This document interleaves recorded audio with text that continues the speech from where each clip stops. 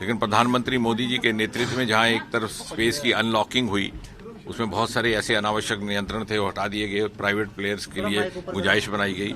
वहीं साथ ही साथ ये भी निर्णय लिया गया कि क्यों ना हम स्पेस टेक्नोलॉजी के संस्थान भारत के दूसरे हिस्सों में भी स्थापित करने का प्रयास करें। हमने पूर्वोत्तर में अगरतला में एनआईटी के परिसर में एक संस्थान इस प्रकार का स्थापित किया और दूसरा उत्तर भारत में सर्वप्रथम जम्मू में सेंट्रल यूनिवर्सिटी के तहत। मुझे इस बात की विशेषकर तसल्ली है कि इसका मेरे ही सुझाव पर वाइस चांसलर साहब ने इस संस्थान का नाम सतीश धवन सेंटर रखने के लिए स्वीकृति दी, क्योंकि बहुत सारे लोगों को जम्मू में भी नहीं मालूम कि सतीश धवन जम्मू कश्मीर के वासी थे, यहीं से बेंगलोर गए थे। He was the real Dogra pride, और इतनी उनकी मान्यता थी कि उन्हीं के कारण बेंगलोर में ये हेडक्वार्टर बना, दिल्ली नहीं आ सका क्योंकि उनके पास कुछ ऐसे महत्वपूर्ण प्रोजेक्ट्स थे। इस संस्थान में जो सूचना लायक बात है युवाओं के लिए वो ये कि हमारे पास इस प्रकार का टीचिंग इंस्टीट्यूट मात्र एक और है तिरुवनंतपुरम में, इन त्रिवेंद्रम। ये अपने तरह का दूसरा होगा। हम इसमें पहला कोर्स इसी वर्ष शुरू कर देंगे, बीटेक एविएशन एंड एरोनॉटिक्स को लेकर के। उसमें पहली इंटेक 60 छात्रों की होगी।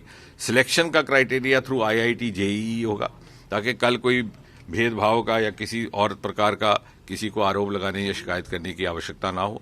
और स्टार्टअप्स के लिए जैसे नए नए एवेन्यूज आए हैं, ड्रोन्स के, जियो स्पेशल के, और आज तो हर विभाग में, हर क्षेत्र में स्पेस टेक्नोलॉजी प्रवेश कर चुका है, चाहे वो हाउसिंग है, स्मार्ट सिटीज है, रेलवेज है, हाईवेज है।